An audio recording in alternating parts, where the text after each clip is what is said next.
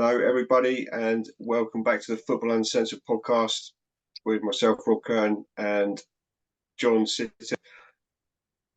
Apologies, we were on a bit of a roll early doors in the Euros, but I selfishly went on holiday for a couple of weeks. Selfish. This morning. Very sorry. Apologies to all. Very, very, very selfish. Got back this morning, so we are here at pretty much the earliest opportunity that we can, with John's family commitments, to try and get out a little bit on England and the Euros in general.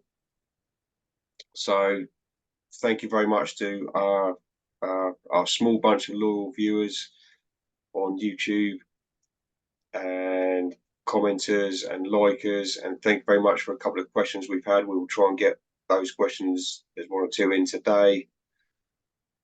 We are looking to try and expand and get a little bit of a wider audience and get John specifically a bit of a wider audience. So I'll make no bones about it. If anyone's got any great ideas, we are open to them, how we can do that. John, over to you. How are you?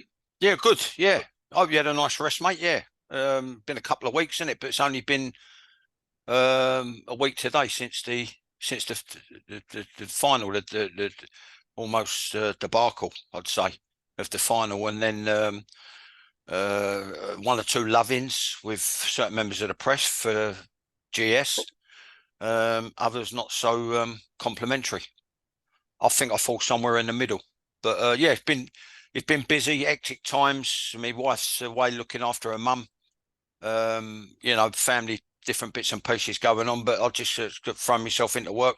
Funnily enough, I had a call, the original Football Uncensored podcast, which was an idea of somebody who was the son of somebody who was tight in with Don Shanks and Lord Hudson, Alan Hudson. And then we made the start. We were doing it from the Grosvenor Casino on Arrington Gardens.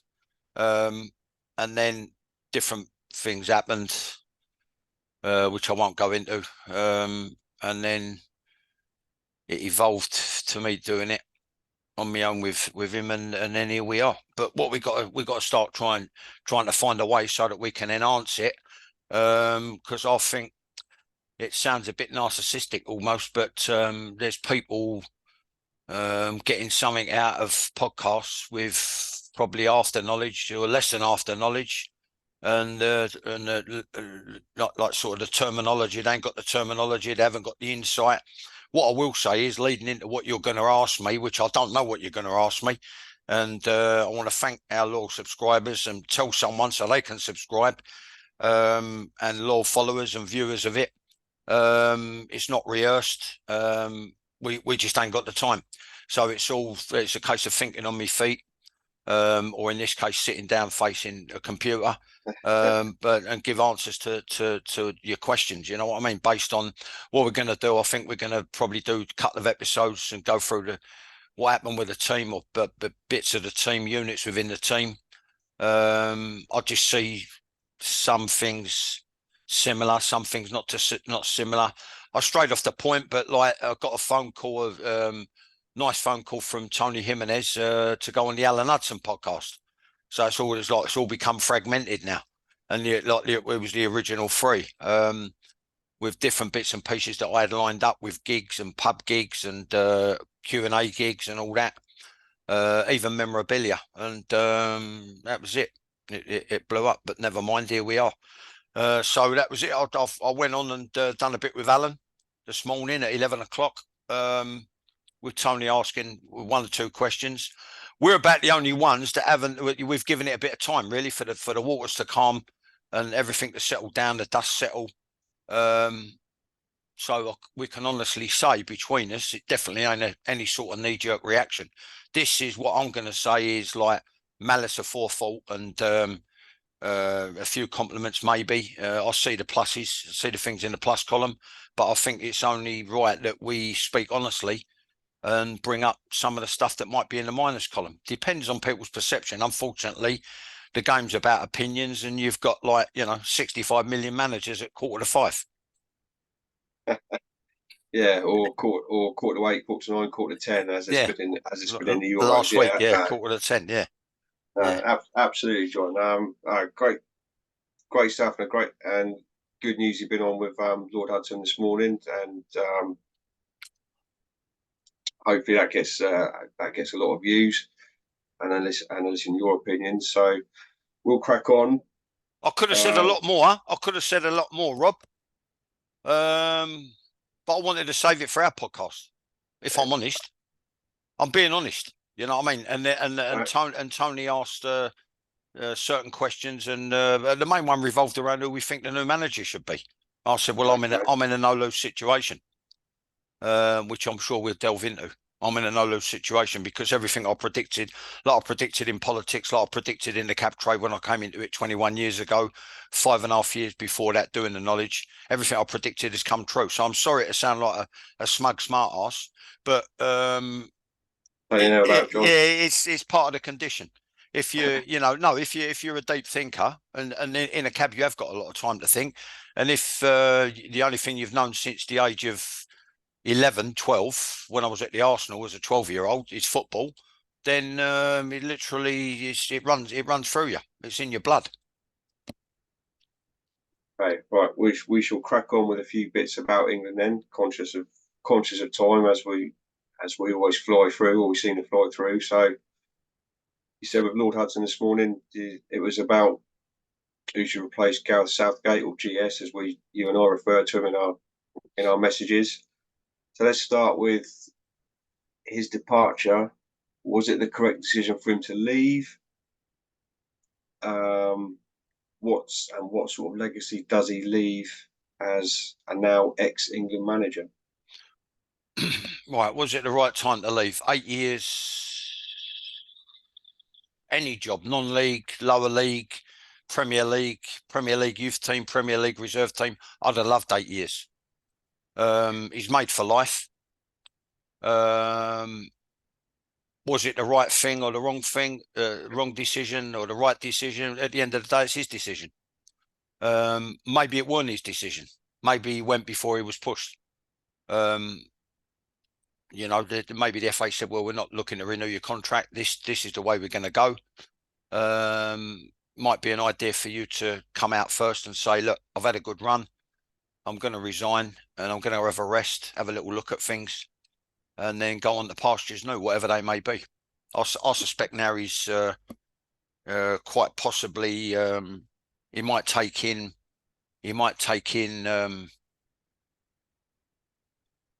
if someone asked him, he might consider a club job.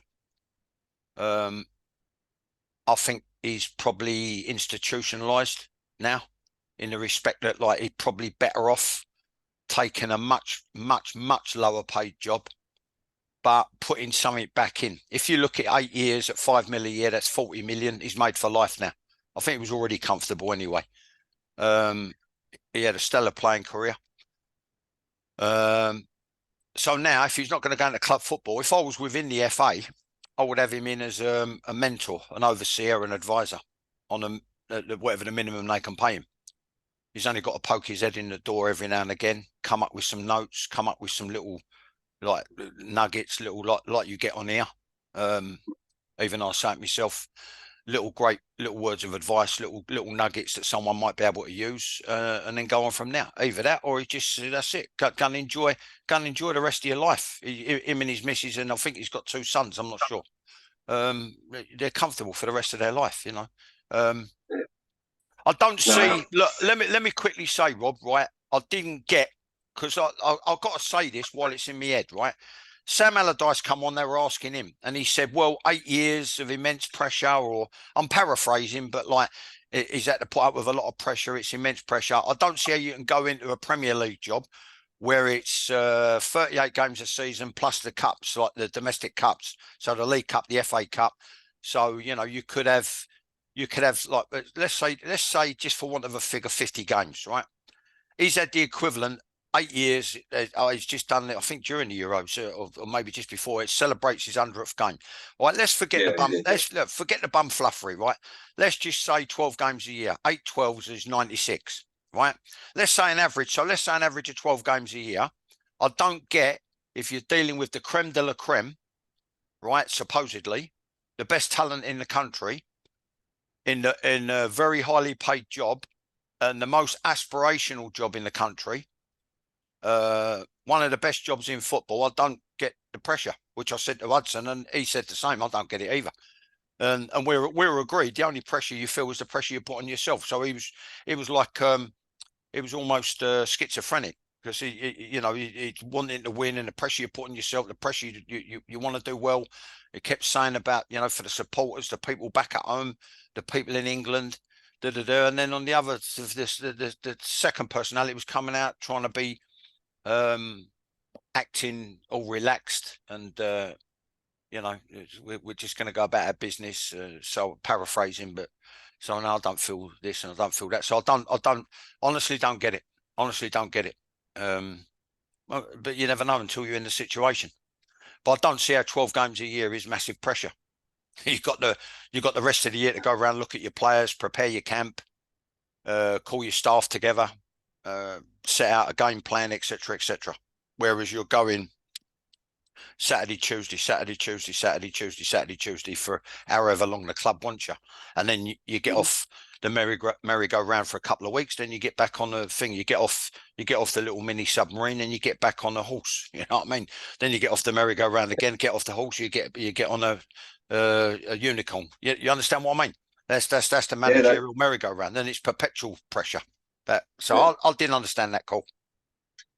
No, absolutely. It's a nice hourly rate, as in the terms you just put it there, for a dozen or so games a year. It's not too shabby, is it? No.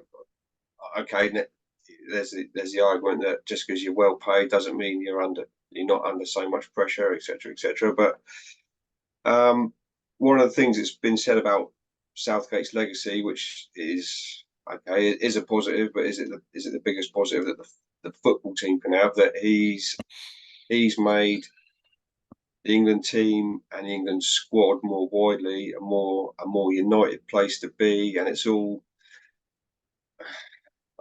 I'll be a little bit controversial here. He's made it all nice and touchy feely, and it's a lovely place to be, and everyone's mates, and it's all, it's all, oh yeah, good, well done, etc. But yeah. I'd rather have the legacy that he won a tournament personally than everyone's mates. Yeah, although he's done in terms of getting the absolute maximum out of the players you've got, I think that accolade falls to Terry Venables. In terms of being innovative and having a togetherness as well, that's Terry Venables. In terms of being tactically adaptable and tactically switched on, that accolade falls to Terry Venables. Ramsey was also out of Dagenham, but he had elocution lessons, right? So you've got that legacy of the World Cup. Then you've got slightly before Terry, you had Robson, very well liked man. He probably had one of the most talented squads in the history of the game.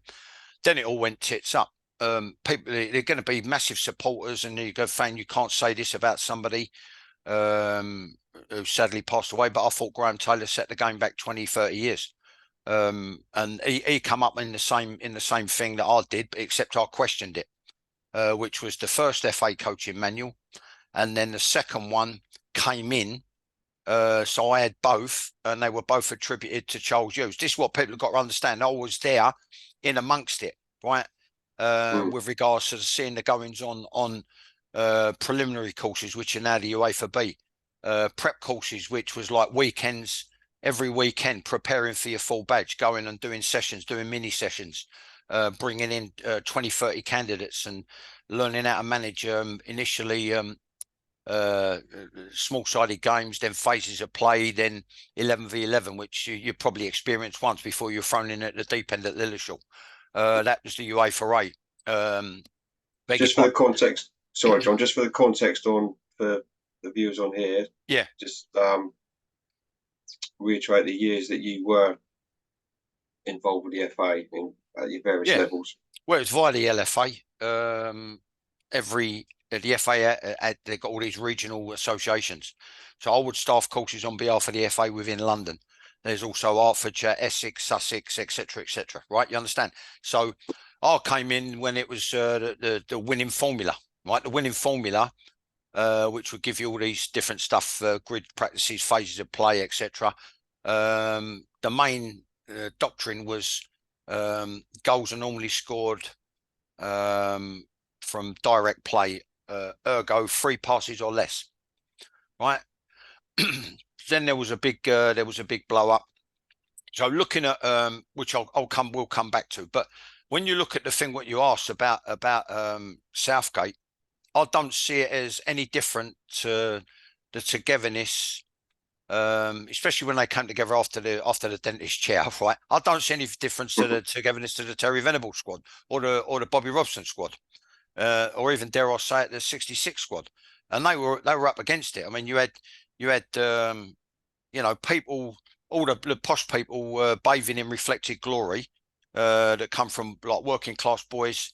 And I'm not trying to be some class warrior here, but like you had like 22 grand players, Paul, and it was only on the insistence of Bobby Moore that the squad of 22 get £1 each rather than it being paid pro rata. So whoever played the most games got the most money. He said, no, we're a squad, we'll get an equal share. Then you got the reception, the post-game reception where the wives dined separately in a separate room to their husbands who they hadn't seen for 4, 5, 6 weeks, whatever. You know what I mean? So they've done all that against all the odds. I don't see that as a massively important thing.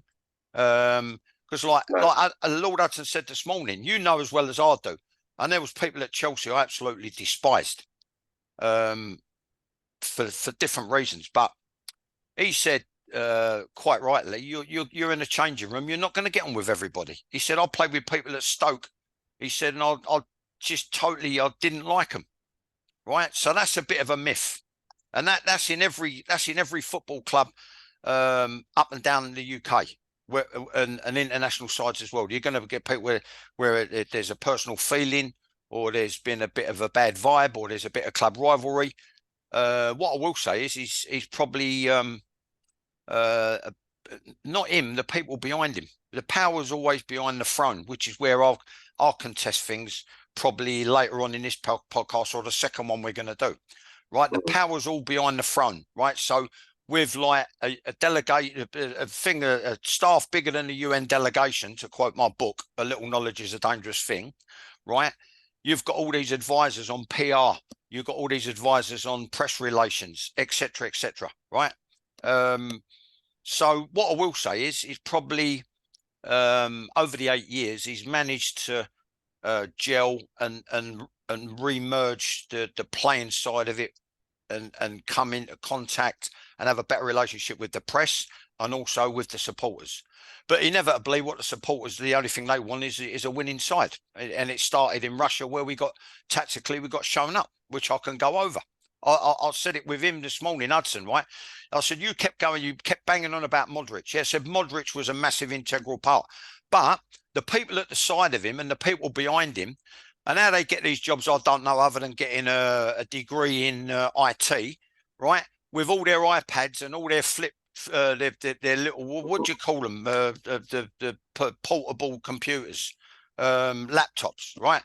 They're all sitting there with their laptops and their iPads, and yet no one saw that Croatia left 2v1 on Harry Kane, which I would have thrown someone on straight away, right? To pull another Croatia, because they're 2v1, we're comfortable. Harry's not that mobile, even back then, right? And that's before we come to this championship, by the way, right? Very quickly, I had a thing with Rodney Marsh. Rodney Marsh said in the final, Harry Kane looks like he's towing a caravan. So I said, Rodney, I said something similar in the group stage. And I said, and people would come down on me like a ton of bricks on Twitter, right? So let me get on with it. The game's about opinions, right? But tactically, we can cover that. Where was I? So Croatia, 2v1 Harry Kane. So what you do, when they push the fullbacks in and then they had the forwards dropping back, we literally had 3, sometimes 4 marking 1, and they had a 6v4, sometimes 7v4 in the middle and on the edge of the attacking third. So they were getting the ball from the edge of their defending third, playing through the middle third into the attacking third when they got support in advance of the ball, which is where the other 2 players pushed up, right? Which still left us 5v4, by the way. In 4 of us against 5 of them in midfield. So someone on the side has got to say, right, what we need to do, boss, is switch it here. What we need to do is push him in.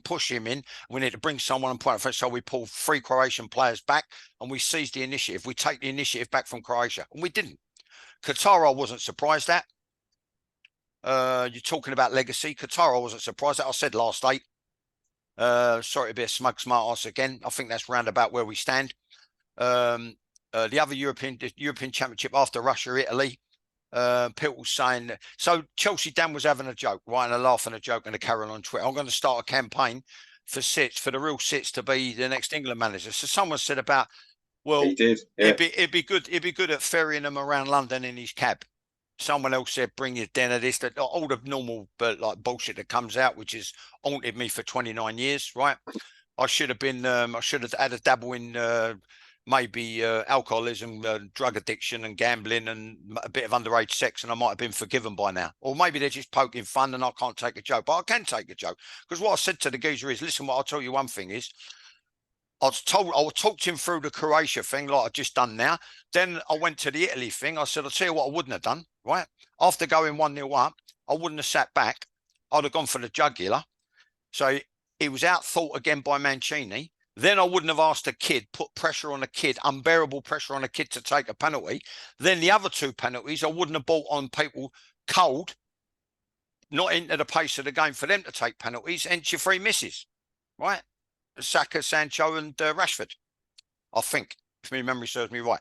Qatar, Yeah, you're right. where I said last 8. And then we got this one, which is what we're going to dissect.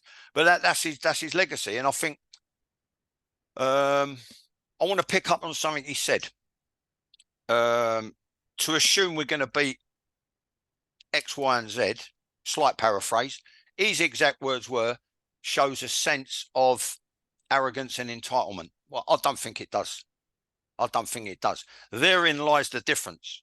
I think you've got to have a belief whereby, so like your Germanys, your Italys, most certainly Spain, sometimes France, on the world stage, Brazil and Argentina, right? But let's talk about Spain in particular, right? There's a couple of 3 things here. They won 7 out of 7 because they went out there expecting to beat who was put in front of them, knowing if they did their job, they would beat them, which made them the best side in the tournament. So I don't think we're pulling up any trees. When you look at him coming in after the absolute catastrophe under Hodgson with Neville and Lewington with regards to getting beat by Iceland, they couldn't suss out 4-3-3 retreating into 4-5-1.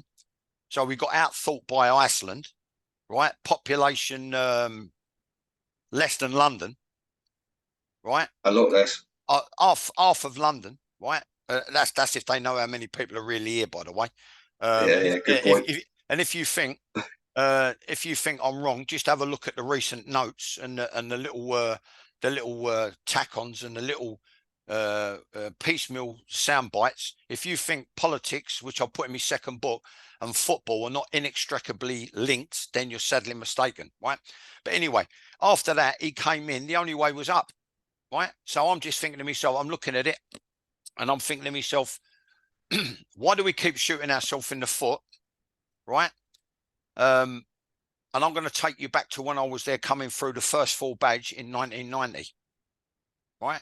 So disregarding, just my opinion, the greatest manager England never had, supposedly, Brian Clough, and he actually went on telly. He said I would be playing the likes of Osgood and Hudson, right? And then I said to Eddie today, if you put in someone like Colin Bell, box to box, Alan Ball, Tony Curry, Aussie up front with Frank Worthington, the opposition would never touch the ball. I said you could go to old Mother Hubbard and look in her cupboard and get anybody out there to play in the back 4, right?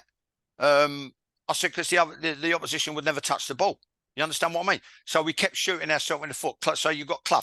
Then you got Malcolm Allison, who had a great eye for the talent and the latest new thing and stuff. I'm going to go on record because I know, because I was there and I heard it, right? He was doing everything that Arsene Wenger was complimented for: stretching programs, physiology and anatomy, dietary advice. Allison was doing it in the 60s, late 60s. So at least 27 years before Arsene Wenger arrived, right? Then you've got other things where he actually went, I think he went to Porto and they had a discipline problem. And I think one of the European or world champion martial artists with him on his shoulder. And he sorted out the discipline problem. He said, you react to everything. You react to this. You react to that. You're always getting booked. You're always getting sent off.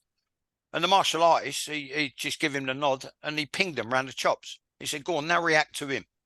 Well, obviously, he ain't going to. The geezer could tear him apart, right? So he had these strange ways. But the point I'm making is you had all these innovative thinkers and like Venables with regards to his defensive strategy and forcing the ball inside, which George Graham perfected at Arsenal. George learned it off him. He learned from Venables. He was about to take a pub near where he lives in Cockfosters, somewhere around there, North London. And Terry gave him the youth team job at QPR. So he took it and he actually perfected what Terry did at QPR and Barcelona, and George perfected it at Arsenal with regards to shutting the lines off and condensing the play. And you draw a V from the two quadrants down to your own penalty spot, and the area gets tighter and tighter and tighter and tighter, and it's about your placement of players and how you close the ball down, etc. And when the ball's set back or sideways, what you do, how you react to it, etc., etc. So all through the thing. Then 1990, while I'm on the subject, right? Down 5 minutes, John, at the moment. All right, I'm going to say it very quickly. Dario Gradi and John Cartwright were meant to be taking the lower age groups, right? Well, they think Pep is a new phenomenon, rolling the ball out from the back, expecting your goalkeeper to be like Franz Beckenbauer instead of just being a goalkeeper. All right, yeah, that's a bonus. But I'm going to say it again, and I've said it time and again on different podcasts during our series, right? I saw John Cartwright in 92, something like that. I was a member of the London Coaches Association, and once a month they would put a session on at Arsenal. And we all used to go, and this particular session was John Cartwright. And with regards to rotations in midfield, he brought that in. With regards to going into the midfield player to get it back to create an hole in behind, he brought that in. This particular session, it was entitled The Keeper, the Deeper Sweeper. Right? So a nice little play on words, nice little rhyme. And he said, and this is going to be a massive help because you're getting your goalkeeper involved as an extra outfield player. And to watch him coach it was phenomenal. Well, these people were meant to be involved with the FA. Guess what? Big blow up, right? They wouldn't do as they was told and stick to the winning formula, which was the manual Charles used, 3 passes or less to score a goal, right? And they said, all right, F you, and walked out. And Dario went and done his own thing, and Johnny Cartwright went and done his own thing. In comes the likes of Les Reed from Wilston, non-league, does as he was told. Then he has a fallout, right? And he tried to sue the FA for constructive dismissal for over 800 grand. He settled for about, his brother-in-law told me 440.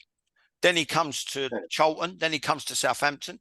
Then guess what? The FA re-employ him, right? So what I'm saying, you've got all these this timeline of people who were ahead of their time and could have brought in this new playing through the 3/3, this new playing through the 3/3, this new playing out from the goalkeeper like Pep. It was being done in 1991-92 in the indoor facility at Arsenal behind the clock end at Highbury, right? So I've seen it all, right? And all we kept doing was shooting ourselves in the foot. Then, before that, we were going to play like Holland, right? Because Dario and Dave Sexton sort of copied the blueprint at Ajax, which was brought in by Rinus Michels, passed on to the likes of Cruyff, who took it to Barcelona. It can all be traced back. It's like a family tree. It can all be traced back. I promise you. I was there. My memory's mustard. I saw it all. I heard it spoken of. I saw it put on, like the sessions put on. I experienced it. I made notes on it, and it's all in here, right? Then we do this, we do that, we do the other. There's the fallout, there's the blow up at the FA. Then the likes of me, if there is a pyramid, right, I'll get leapfrogged by school teachers. Like I said in my book, I've said time and again on Twitter, I'll get leapfrogged by school teachers as I'm progressing through the FA ranks, who'd never laced a pair of boots on in anger. At best, they might have had a non-league game or had been an apprentice at Arsenal, right? So the FA has got the uncanny knack of keep shooting itself in the foot, then having to try and reinvent itself. Then we go to the German route, 7 seconds. As soon as we win the ball back, I want to be in the opposition box within 7 seconds. The Klinsmann era, right? Well, how are you going to do that if you're not going to be direct? You're not going to go, by the time you've made 2 passes to get over the halfway line, it's the 7 seconds is up, mate. So it's got to be direct. You understand? And now we're back to the 3/3 again, which we're incapable of not doing very well. There was one game very quickly before we sign off, because we come back and do a second one, right? We will. Yeah. Declan Rice made one Minutes forward ago. pass. Declan Rice made one forward pass in 90 minutes.